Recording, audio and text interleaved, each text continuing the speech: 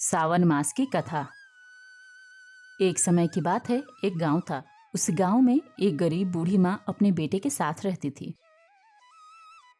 माँ बेटे अपना जीवन यापन करने के लिए बड़ा परिश्रम किया करते थे। कड़ी मेहनत करने के बाद उन्हें भरपेट भोजन मिलता था।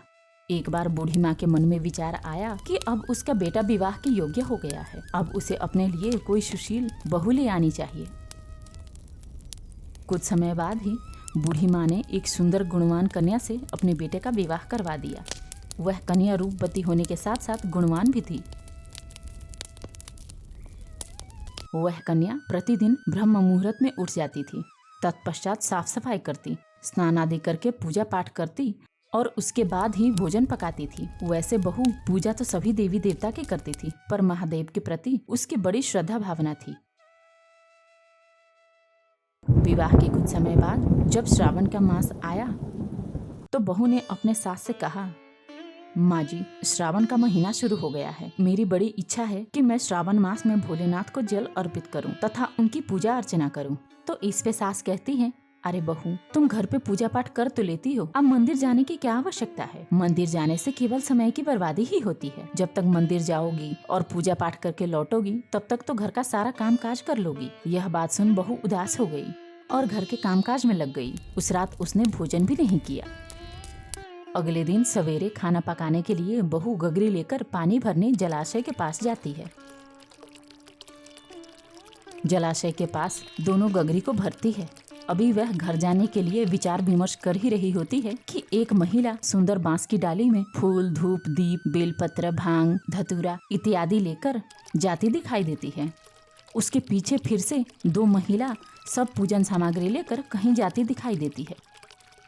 बहू दोनों महिला को आवाज देती है, तुम सब यह पूजन सामग्री लेकर कहाँ जा रही हो? तो एक महिला बोली, श्रावण मास का महीना शुरू हो गया है, हम सब भगवान भोलेनाथ का पूजा अर्चना करने मंदिर जा रहे हैं। यह सुन बहू उदास हो गई। तो महिलाओं ने पूछा, आप उदास क्यों हो गई? तो वह बोली, भगवान शिव मेरे आराध्य हैं, पर मेरी सास ने पूजा करने से मना कर दिया है। तो महिलाएं बोली, तुम प्रतिदिन इसी समय पानी भरने आया करो और हमारे साथ ही शिवालय चला करो। तो बहू बोली कि आ तो मैं जाऊँ, पर मेरे पास कोई पूजन सामग्री नहीं है और अगर घर से कुछ लाई तो मेरी सासू माँ को पता चल जाएगा। तो इस पे महिलाएं बोली, तुम हमारे साथ हमारी ही पूजन सामग्री से पूजा कर लिया करो। भगवान तो श्रद्धा देखते हैं, वह ये नहीं देखते कि सामग्री किसके घर से आया है और किसने दिया है। यह सुन बहू बड़ी प्रसन्न हो जाती है।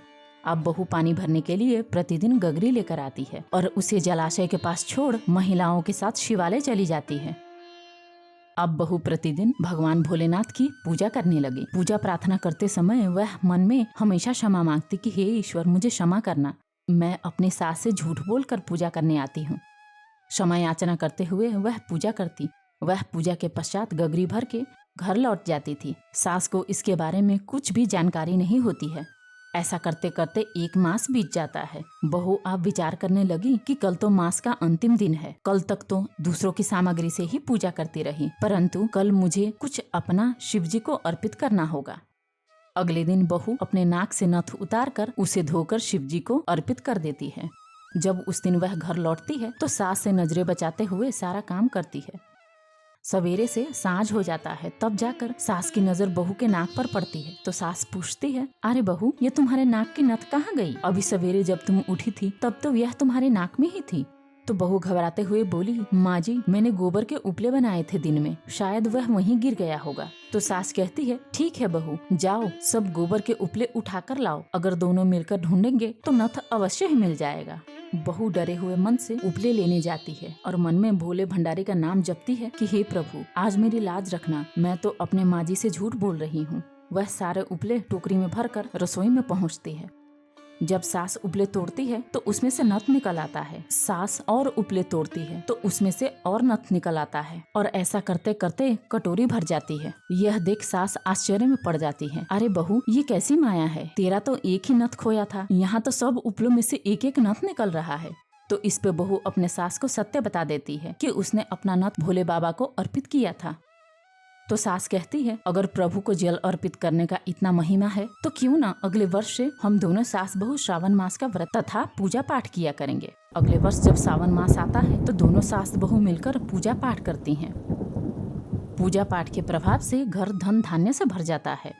कुछ समय बाद बहू को पुत्र रत्न की प्राप्ति होती है और उन सब का शेष जीवन सुखमय बीतने लगता है।